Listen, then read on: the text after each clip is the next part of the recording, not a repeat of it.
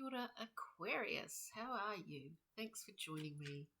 This is your reading for the full moon in Capricorn, which is happening, and we're all being zapped and zinged and illuminated by what has been, I can just see a lovely hawk flying up there, which has been so sort of illuminating, hasn't it, in that night sky. So let's go through. We've got a few decks today, so we'll go through and clarify as usual. If you haven't joined me before, take what resonates, leave what doesn't. And if you have, thanks for coming back again, and thank you for joining me. Liking, commenting, subscribing, all of that helps to keep this channel alive. So thanks, Aquarius. Now, let us see. We'll get the storyline out for Aquarians out there. Oh, yes. Okay. Just a couple more cards. Thank you. A couple more cards for Aquarius at this time. Got a few. We have a few. Maybe a few too many. Anyway, all right.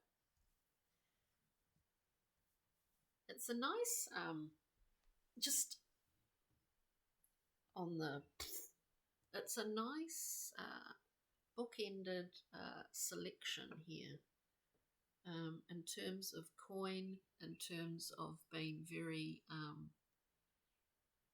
secure and confident. Actually, Aquarius is what I'm seeing. Let's just go through. We've got first and foremost the Ace of Discs. Now we're looking at abundance here. There's, you know, you're really in the clear financially, if that makes sense. And there's more good things coming your way in this doorway that we walk through, that appears for us, that we have access to at this time. Of course, there are always decisions that are required, or things that we're assessing, decisions to be made. You know, what way do we want to look at this or any other given situation, circumstance? How do we choose to look at it? Because there's perspectives here. The ability to shift your perspective is what I'm saying. But anyway, so we've got this gorgeous Ace of Discs, which we can be receptive to and take on. We've got the Two of Swords, making a decision based on not really what's around you, but what is going on in terms of your intuitive world, in terms of your intuitive self. There's a decision here. It's not crucial. There's no time stamp on it or time frame on it. It's a decision based on your intuitive faculties. We've got two fives here. Five of Swords. Tricky, dicky card. It can be, you know, taking credit for other people's efforts. A kind of distorted way of getting what you want without having to, I'm not going to say work for it. It's just a slightly deceptive energy. Now that could be something that's sort of around you that you're dealing with in terms of other people or other situations. It could be aspects of yourself. Look, we can be our own saboteur. We all have that archetype, and it comes and it goes. The important thing, I guess, is to understand how it operates within you, if this in fact is operating in you and not in your environment somewhere with someone or some other situation. We then have the Five of Cups, as I spoke of, perception of what do we choose to focus on? Obviously, this card in the Thoth deck, it's called Disappointment, because we are focused on 3 Spilt Cups, when we know if we just turned and shifted our perspective, we'd see that we actually had 2 of Cups, the ultimate in harmony and balance.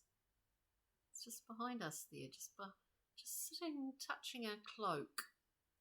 We just have to turn around. The ability to change your view, point the angle that you're looking at any situation from, and then we have the Queen of Pentacles, the Queen of Discs, confident, benevolent, gets things done, make sure other people are okay as well. Wonderful Queen, and as I said, bookended the Ace and the Queen. Interesting, it could be in regards to money. I mean, in terms of the way that you're looking at your financial position. Could be in terms of relationships. It's like a bit of each, bit of both, quite a lot of all sorts of things, whatever this means for you. Ace of Discs, we're looking at, we get the 3 of Discs. Very powerful card. This is building. This is about creating and building new foundations and actually pulling in people. And people are a resource, certainly for Aquarians. This is the thing. You work well with group and you understand it, and you work within groups of people very, very effectively. Building it could be someone building a sort of collective or a new business or something. But let's look at the 2 of Swords, making a decision. Making a decision. We have coming out, may well be a little lesson somewhere in here. And I don't mean that as learning a lesson. I mean just a new, because of something that you are required to do. It's making a decision based on your intuitive capabilities. You actually learn something else from this experience, this 2 of Swords. We get the 2 of Discs, again, a choice. We're keeping a balance. It's very efficient. But there is a decision to be made. We get the figure 8 here, this infinite movement. There's movement around us, and we're kind of within that. We're keeping the juggling balls, we're keeping them up in the air. At some point there is a decision where we move through this 2 of Discs. So 2 2s there, a decision on a practical level, decisions where we need to have a really good understanding of our mental processes in order to be able to, I guess, go beyond that into a more intuitive, seeking a more intuitive angle on things, if that makes sense. And then we have with that also the Star. This is you, Aquarius. This is your card. You are bridging that between the essence of self into group, into cosmos. This is a bridge between those 2 things. In the process of that, there is a surrendering. There is a great surrender in this card of the Star. We are coming up to Matariki here, to that point where, it's the Pleiades, the 7 sisters. Many cultures have stories, around those stars. Beautiful card of surrender. On a simplistic level, dreams, wishes coming true. But to be able to hold that, bridge the gap, it's quite big. It's quite big. And maybe your decisions impact a lot of other people. I say that when I say that, the Empress comes out. It's beautiful, creative, nurturing support. Looking at the Five of Swords for Aquarius, we have the Moon. There are aspects often of our own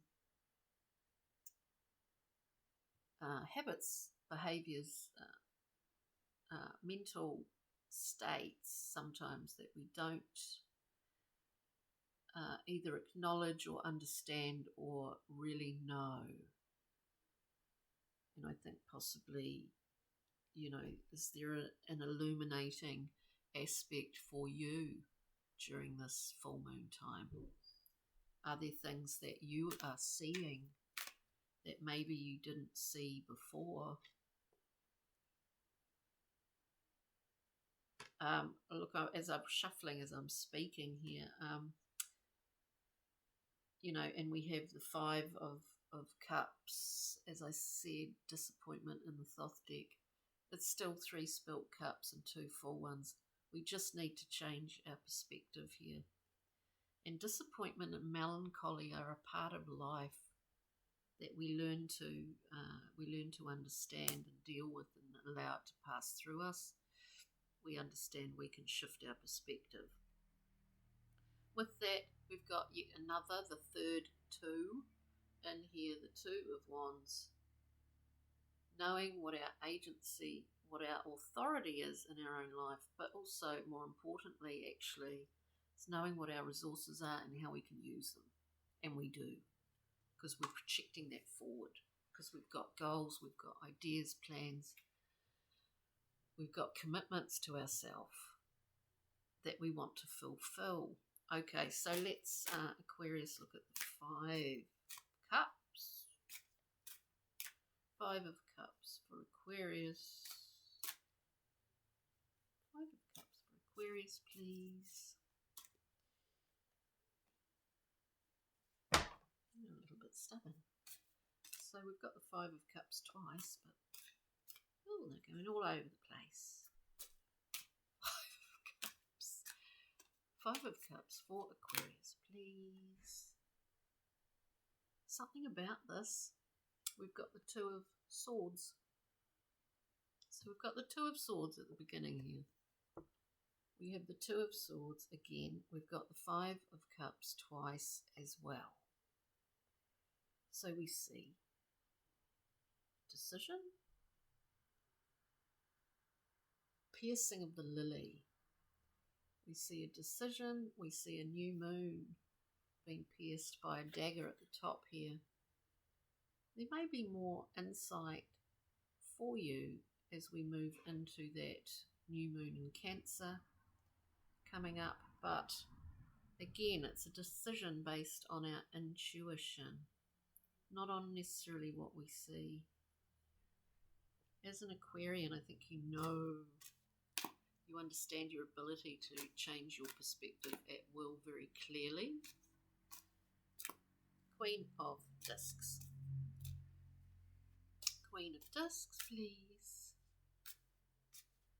Beautiful Queen, reliable Queen. Can be harsh, sometimes when required. We've got the 6 of Discs. It is called success. It is success because there's a flow of generosity here. Primary MO of this card is that generosity kind of fosters generosity. It's not that we're giving for a reward, a moral reward, or a reward from whoever we're giving to. It is that we are doing it primarily because we choose to, we want to, because we are in that flow. There's a lot of faith and trust that exists within that flow. Aquarius. Now, let's get a Brian Froud, Pixie and Fairy card. Brian Froud, Pixie and Fairy, for an extra glimmer here for you Aquarians out there. What is the guts of this?